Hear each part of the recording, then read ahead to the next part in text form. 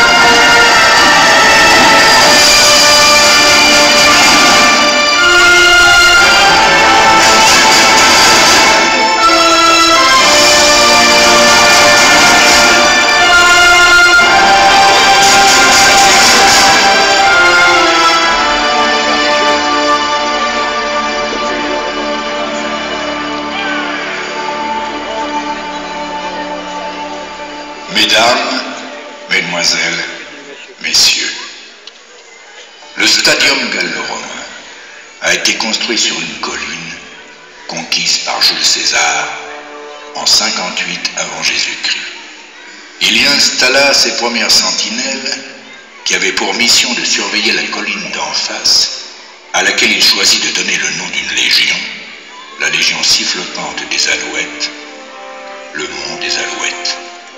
Ici comme ailleurs en Vendée, il suffit de fouiller la terre pour trouver des vestiges de cette époque qui apporta la paix et la prospérité. Les découvertes les plus retentissantes datent de 1848. En plein été, au village du Cormier à Chavagne, des terrassiers mirent au jour un fabuleux gobelet à décor moulé où étaient inscrits les noms des plus fameux gladiateurs de Rome venus combattre dans notre région.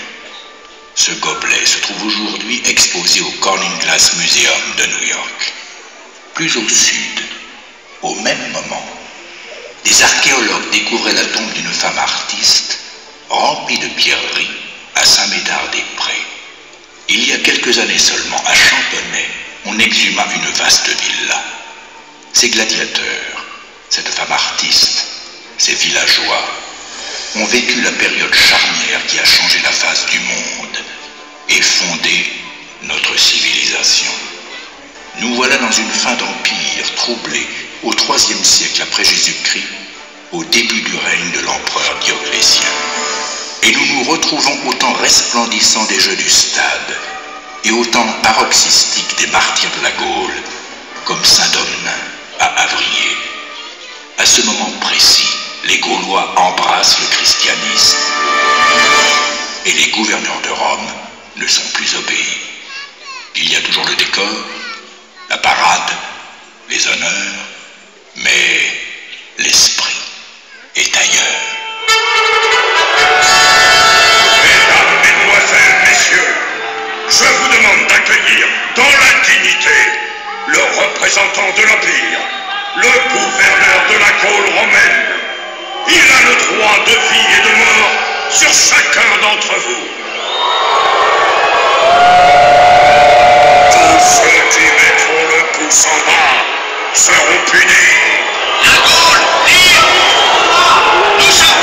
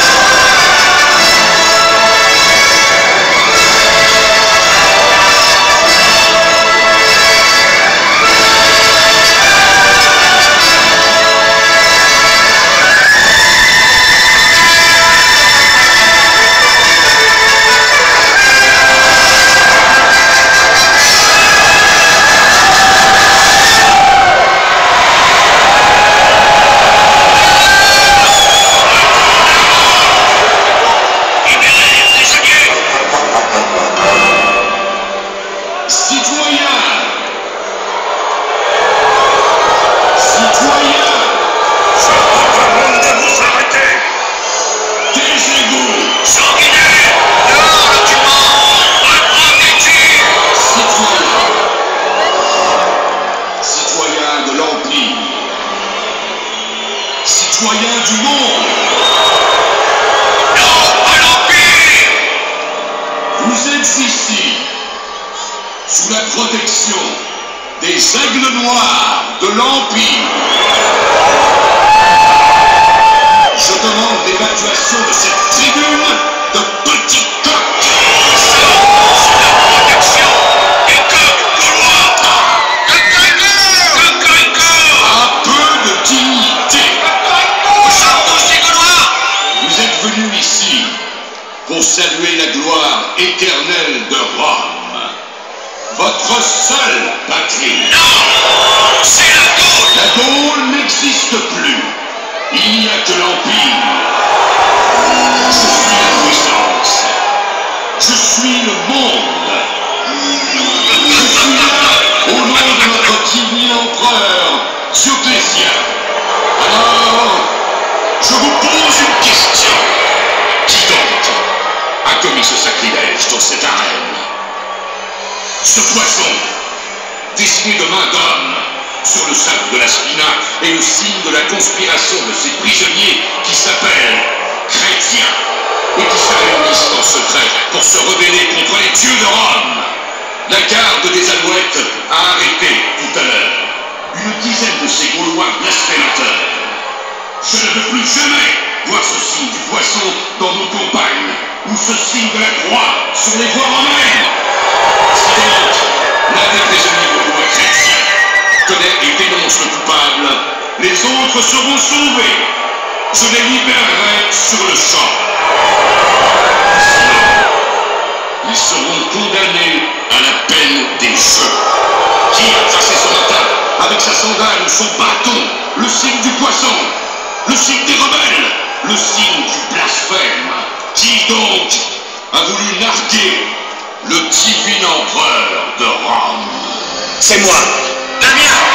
Toi, Damien, le commandant de la Légion de l'Alouette, Gaulois mais aussi citoyen romain. Oui, c'est moi. J'ai seulement voulu protester dans ce temple de la cruauté contre la religion du sang.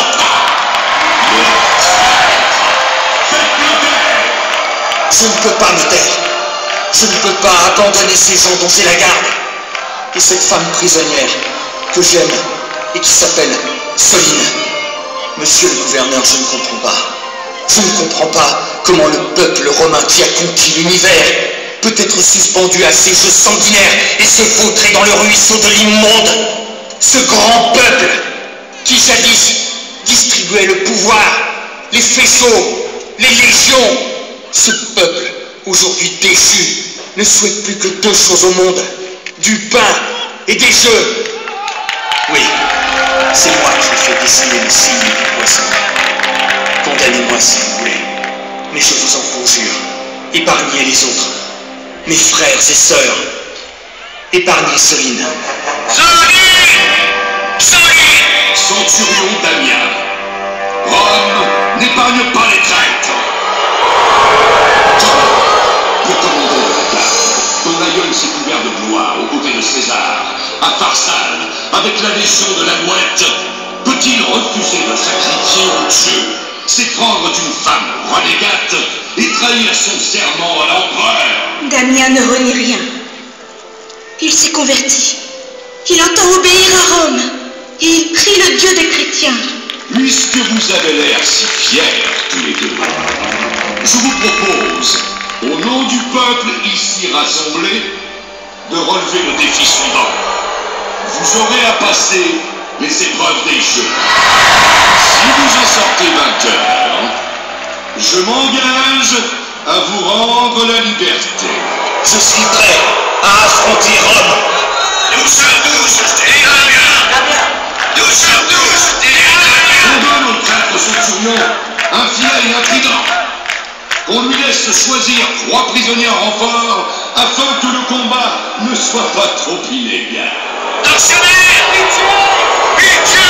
Citoyen de la Gaule romaine, ce traître et ses amis vont devoir affronter les 4 plus grands gladiateurs de l'Empire qui, hier soir, ont franchi les Alpes et sont arrivés d'Italie. Les voici! Proculus,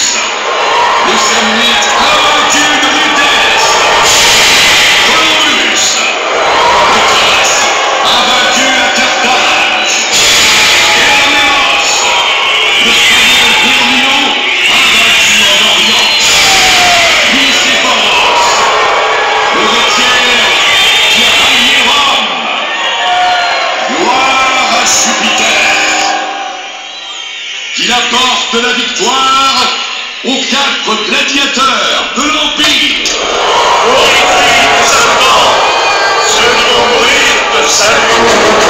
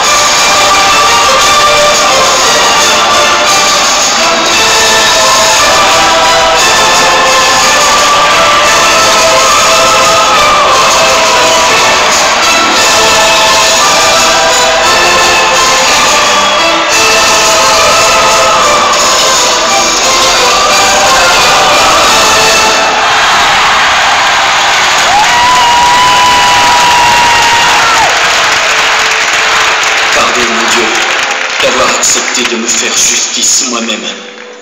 Demande pardon à l'empereur pour tes blasphèmes. Si tu acceptes de sacrifier, tu es libre. Les bestiales t'attendent. Puisque tu refuses, tu vas devoir te mesurer avec les meilleurs origes et les meilleurs quadriges de l'Orient et de l'Occident. Car, donnez-lui un quadrige blanc et faites entrer.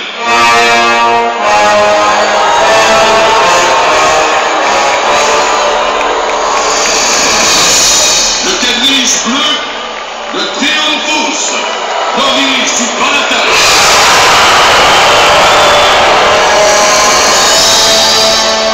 Le quadrige rouge, le Routouma de Carthage.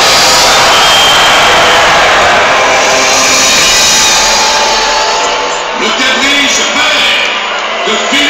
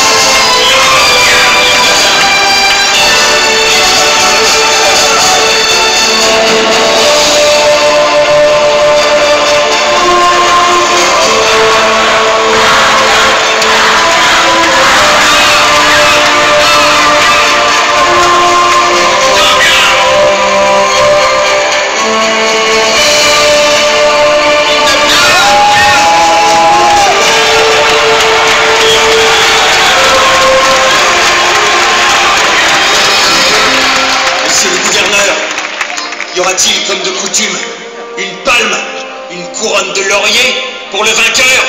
Non! Il n'y a pas d'autre couronne pour ceux qui blasphèment contre les dieux de Rome que la couronne d'épines. Damien a gagné les épreuves des jeux. Tu avais promis, s'il sortait vainqueur, de nous libérer. Tu ne respectes donc pas ton serment?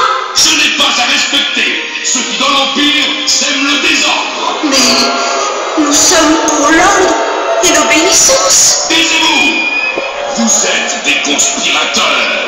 Mais non, nous sommes des chrétiens, fidèles de Jésus. Mais tu le nommes roi, ce Jésus? Oui, il règne sur nos cœurs pour la justice et la charité. Mais quel mal y a-t-il à sacrifier à Jupiter et à Vesta? Je ne le ferai pas. Et quel mal y a-t-il à dire à César, Seigneur? Je ne le dirai pas. J'en appelle à vous, à votre cœur d'homme. Damien est un Gaulois, citoyen romain, que l'on ne peut convaincre d'aucun crime. Il avoue seulement qu'il est chrétien, et vous le condamnez? Rome n'a que faire de vos leçons prétentieuses. Demandez pardon à l'empereur pour vos blasphèmes. Cessez d'en vouloir au genre humain et de haïr le monde entier. Confiance. Faites entrer les prisonniers.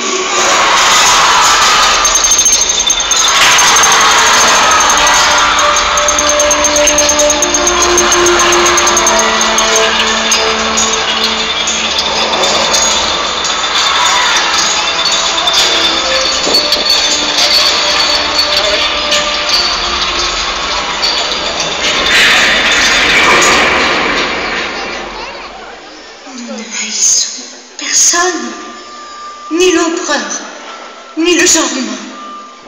C'est le monde qui nous est, votre monde. Si nous étions du monde, le monde aimerait son bien. Ne vois-tu pas, représentant du dernier César, que ce monde-là est malade, vieux, à bout de souffle, que votre empire craque de partout, qu'une crise imminente se prépare, que des choses nouvelles et inconnues vont survenir. Ce monde dont tu parles, il s'écroule. Il n'y a plus de justice parce qu'il y a trop de pouvoir. Il n'y a plus d'hommes parce qu'il y a trop d'esclaves. Il n'y a plus de religion parce qu'il y a trop de dieux. Les dieux innombrables que vous adorez sont de faux dieux. Ils se condamnent eux-mêmes à l'épreuve des croix et des faux.